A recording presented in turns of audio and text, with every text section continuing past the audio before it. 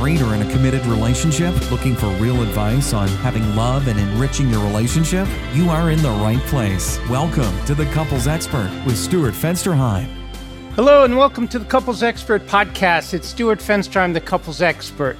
I am so jazzed to be back after just coming out of a 2-week vacation with my lovely wife. We went on a cruise to England and Norway and Belgium, and we just had such a fantastic time. One of the reasons that we do cruises is because my wife knows that it takes me probably about a week till I can get into vacation mode.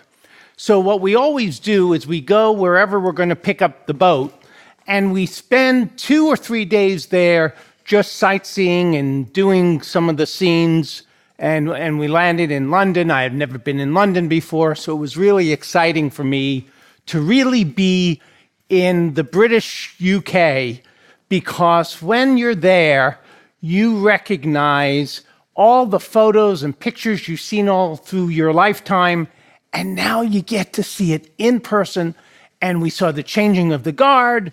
We went to Westminster, and we got to really just see all the British people. And one of the really sad things that we did was we checked out where the terrorist attacks was.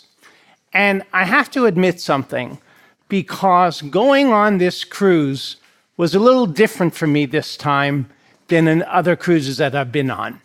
Because I have to admit that my anxiety began to raise about a couple of weeks before we left. Because what I started to think about was all the terrorist attacks that have gone on over this past year. And some of you may recall the horrible things that happened in London. And I became very sort of morose about it. I became sad. I became sad that I had to really have the thought even that what if there was a terror attack when my wife and I were there together? My kids didn't go with us. This was our couples vacation, and I've talked before about how important that is for couples.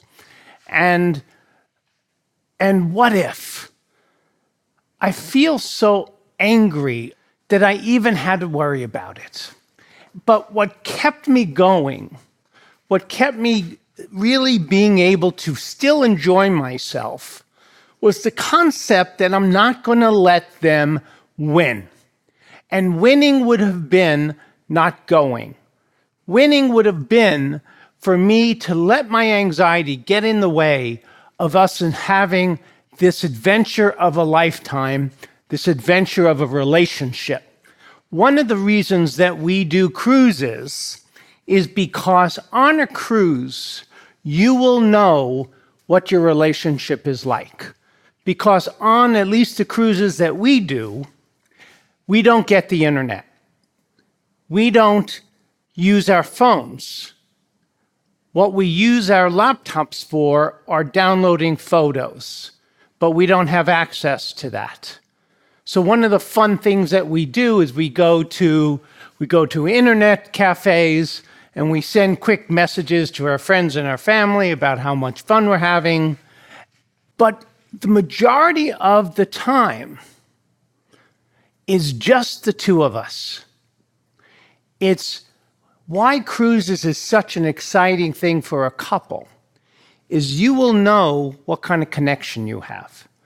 Can you maintain a conversation with your partner, for 7 days? No distractions. The two of you creating the experiences together. What was it like for the two of you to plan that vacation? And it almost sounds like what I'm talking about here is the importance of a vacation. But that's not what this podcast is really about. What this episode is really about has to do with retirement.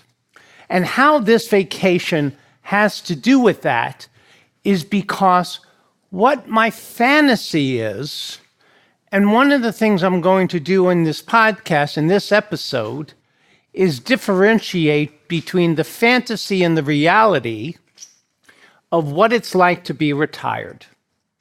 And what is it like for your relationship? And one of the things that my fantasy is retirement is a vacation for the rest of your life. And when you're in your 20s and 30s and 40s and maybe even 50s, that's what you think about. You think about stopping work and what it's going to be like for just the two of you to just vacation nonstop. But we live in a world that money matters and resources make a difference. And having around the world cruises, which would be fantastic, costs a fair amount of money. And what is it like if you're together that much? Do you and your partner really have the kind of relationship that can maintain that? One of the things you have to think about when it comes to retirement and your marriage is, have you set your marriage up for a retired life? Do you have concrete plans about what retirement really is? Do you have a relationship that even talks about retirement? One of the things we did on the cruise is we celebrated my wife and my birthday. My wife is turning the big 60. She's having a little bit of a rough time with that number. And I'm turning 63 on the 18th. My wife turned 60, and we had a great celebration on the boat. The chef and the waiters did it all up for us because it's her birthday. Did it sort of a little bit of a surprise because her birthday's really August 3rd, but I wanted to celebrate on this adventure. Because a couple's vacation, particularly when you start getting up in years, my wife will kill me for saying that, is important that you acknowledge and celebrate all important events. It's important earlier in your marriage too, but I think even more important that you begin to send the message to your partner, however long you've been married, that however long you've been with your partner is the best years of your life. And I recently did a Stuart's Daily Notes, and some of you subscribe to my Stuart Daily Notes, and if you don't, I recommend it because I send out a video a day giving you a tip to keep your relationship fresh and alive. And you can subscribe to that on my website. Stuart's Daily Notes is an email newsletter from the couples expert that will improve your marriage in 5 minutes a day. Small things can have a big impact on your relationship over time. Sign up for Stuart's Daily Notes. It's a resource of tools, videos, exercises, and more. The best part about it, it's free. Sign up today. Go to www.thecouplesexperts.com and change your relationship every single day of your life together. But in a recent Stuart's Daily Notes, I talked about integrity and honesty and respect and all of those characteristics that are absolutely necessary for you to have a retired marriage, a marriage with retirement, where you turn and look at your partner and with integrity say, these have been the best years of my life. I know I can say that. I can say that because I've been married before. I can say that because I know that my wife and I have the kind of relationship that is so filled with honesty and integrity and value and respect and all the things that go into making our retirement something that we can look forward to. But the more important piece here, and where I started with this, is, have you even talked about that? Do you have concrete plans together as what your retired life will even look like? Is your spouse on board with your plans? And have you thought about how it might impact your relationship? My retirement, when I retire, and these days, retirement looks very different than when my father retired. I mean, when my father retired, he stopped being a dentist, and he basically went into doing something else, something fun. He had saved up money, he had saved up, made some investments, was able to really do what he wanted to do. And one of the sad things I remember him telling me was that he wasn't very happy with his career. He was a dentist, as I said, and he hated dentistry. But it's all he knew. He went to dental school, started practicing a dentist, had an office in our home, ultimately had an office in the Empire State Building. And when he retired, we had dinner that day, and he turned to me and he said, "I hated it for 40 years. How sad." But the exciting news about today, but also the sad news about today, is that most of us change careers when we don't feel happy with what we're doing. There isn't that stigma about changing careers. And I changed careers probably in my life 3 or 4 times. Started out as McDonald's manager. Hated the hours, loved working with the kids. When the hours got to me and I didn't like it, I decided, you know what? I'm going to go into something else. And I decided what I really enjoyed about being a McDonald's manager was the kids, helping them. So that's when I went back to school and got my master's degree in social work and family counseling, and have been a family counselor, couples counselor ever since. And when I retire, retirement would look like not having a full calendar and being able to give away what I do now that I charge for. That would be fun for me. So at 63, and my wife turning 60, the likelihood is I will retire before her. So I'm going to have much more freedom in my schedule than she will. Will that cause tension?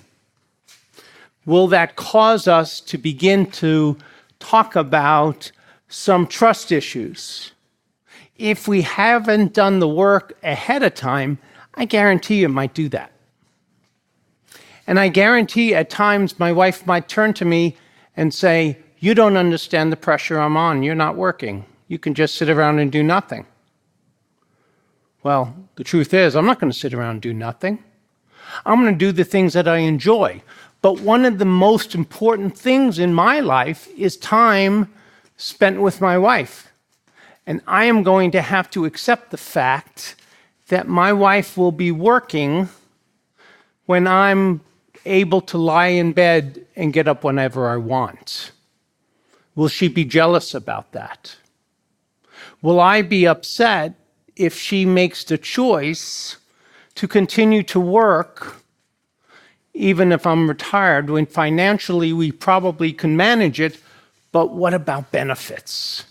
Is Medicare going to cover me completely? And what do we do about her health benefits? The likelihood and the reality is she's probably going to have to work until she's at least 65. And will I resent that? Will I feel depressed about the fact that my life and the joy that I experience in retirement is spending time with my partner, and she may not be there?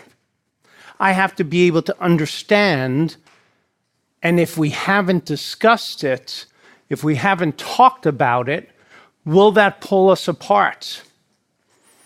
I would suggest to all of you, it won't if you've worked on your relationship. But have you done that? One of the things that we know, a very, very sad statistic, is that there's been almost double the divorces in couples over 50 since the 1990s. According to the research, this is due because people live longer, but it's also due that couples realizing that in their retirement years, they're not connected. They're not in love in the same ways that they thought they were, and most people today are unwilling to settle for living in an unhappy situation. Being emotionally disconnected, feeling alone, and feeling empty is the most painful experience you can have. And when you start thinking about retirement in a very similar way, most people think about the empty nest syndrome. What happens is your kids leave and you realize you just have each other and that you're strangers. When retirement comes and it's just the two of you without work pulling you away from one another, without having your emotions really being taken care of, the emotional connection possibly being taken care of by coworkers, not talking about infidelity, we're talking about you having friends at work who you can talk about things and share your experiences. If you don't have that at home, and now that gets pulled away. And that there isn't the same social pressure to stay together. So people do decide this isn't acceptable, and they end up ending their relationship. So the key and the question here is, how do you and your partner stay close and emotionally connected with your empty nest and retirement just around the corner? How do you work out a way to enjoy these golden years together and, most importantly, be happy? The prep work is the answer. You have to work on this relationship right now. If you wait till you're retired, it's going to be too late. By spending time together, planning and dreaming about your retirement, you can really change the nature of what your relationship looks like now and in the future. You have to talk about your fears, your hopes, your dreams, all the thing that is stressing you out, and you have to work on it together so that the two of you truly have a relationship in which you're vulnerable with one another. And you're talking about the hopes, and for the most part, keeping this on a positive end. You want to talk about this as what do you dream about and what do you want these years to look like as a couple, and not letting your fears get in the way. But for men especially, and I think these days women too, we have fear about when our careers are over, when we stop working and we stop doing the things that we love doing, because most of us hopefully are in careers that we love. Will my life feel satisfying to me? If I've been a CEO of a corporation or the president of a company or in a management position and I'm used to supervising people, I hate to tell you guys and women, that won't work real well with your partner. You can't have that kind of experience with your wife or husband. And if you love that kind of management, you can't micromanage your partner, or I guarantee you, it's not going to look pretty. There will be arguments and disappointment and resentment about not being treated like a partner. I hope you've worked on this even before you're retired, because you need to clock out when you leave the office. You can't have your wife or husband be that person that you manage. It's a board of directors with equal partnership, equal shares. And you better not piss your partner off or they're walking with 50% of your company. That's one of the ways that I like talking to people about this.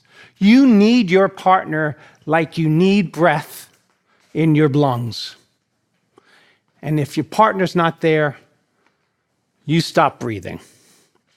That's the kind of marriage and relationship I hope you have. And that's what you can have in retirement, the two of you really celebrating the fruits of your labor, the fruits of the relationship that you've nurtured from the beginning that now has the two of you really having the time and energy to share your life together. And isn't that what it's all about anyway? And how you accomplish that, in one of the most important ways, is that you have to be sensitive to each other. It's not going to be easy, the retirement for either one of you. Your lives are going to go through a lot of dramatic changes. You're going to need downtime, me time, to figure some of this out, to adjust to the changes, to not having a career when that has really been the identity that you've had in your life. That what you've really seen yourself as is that person, that counselor, that salesman, that architect, the retail manager, the things that you have really gotten up and were able to wake up every day excited to go to work, excited to be home as well, but really passionate about the things that you're doing. And if you don't have that any longer, what does that do to your self-esteem? And if you haven't talked about that, and if you go in this expecting that it's going to be an easy ride, you're going to feel like you got hit by a 2x4 in the face, because it's never easy. I don't care if you've been looking forward to this for most of your life. When it actually meets you head on and you're there, it's a major change.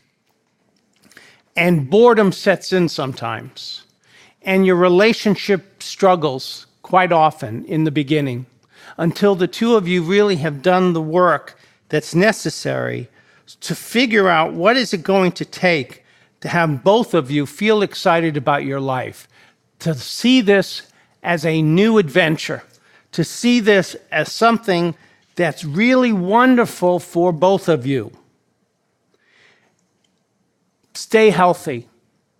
And that's really one of the things I want to make sure that we talked about. That you have to allow yourselves to do the things necessary to keep your health going. If you're healthy, if you're emotionally connected, if you're financially stable, if you're having adventures, if you're able to do some vacations that you once never could do, imagine what your life would be like. That is what we all hope for, and that is what you can have. To turn to your partner and say, wow, I have lived my life with this person. We're now in the years where we get to really enjoy the fruits of our labor. And I have a sexy wife and I have a sexy husband. It's okay if you have a little belly, that doesn't define sexy. That we have a passionate life both in the bedroom and out of the bedroom. My goal is to be able to be intimate with my wife till the day I die. I hope you two have that as well. And if your health gets in the way of that, what a shame that would be.